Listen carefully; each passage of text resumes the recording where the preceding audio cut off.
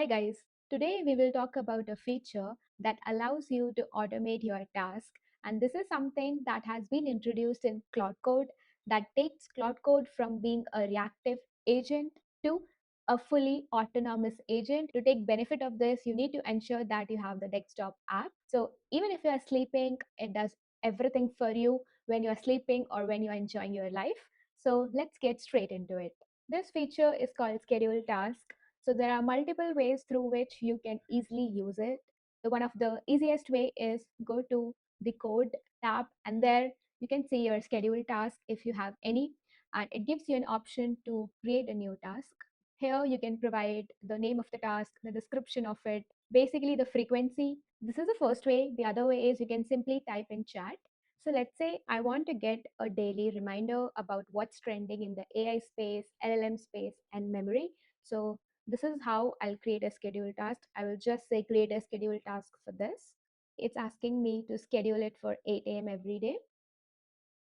The result is there, and this AI roundup will be done every day at 8:07 a.m. and it will include news about AI, LLMs, whatever I have given. Third option is to directly call this schedule command, and then you can say whatever you want. All these scheduled tasks will appear here under scheduled. So you can see currently I have two tasks. There are two gotchas that you need to keep in mind to ensure that your scheduled tasks are being triggered properly. The first is the Claude Desktop app should be open and the computer should be open and running all the time. So there's this other settings that the team has launched to ensure that the computer is not sleeping when it's idle. To enable that flag, we'll go to settings, general. So you can see this option called keep computer away.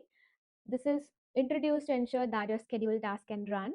So make sure to turn this on. Let's think about a scenario where your computer was still shut down or your desktop app got closed. So in that case, whenever it comes up, the last scheduled task, only the most recent task will be scheduled for you. Now let's talk about some of the use cases in which the scheduled task could be a game changer. So let's say if you're a developer, you can have a scheduled task running for managing your dependency in your project. So every time there is a dependency update, it will be done automatically. It could be used for reviewing PRs automatically or fixing bugs in your code. This could give you morning briefs like I have done. So it could be used for anything that you can think which should be automated, which is repeated right now. So make sure to check it out. It's like a super powerful feature that has been introduced. This is kind of like a personal open claw running on your machine, and I personally loved it.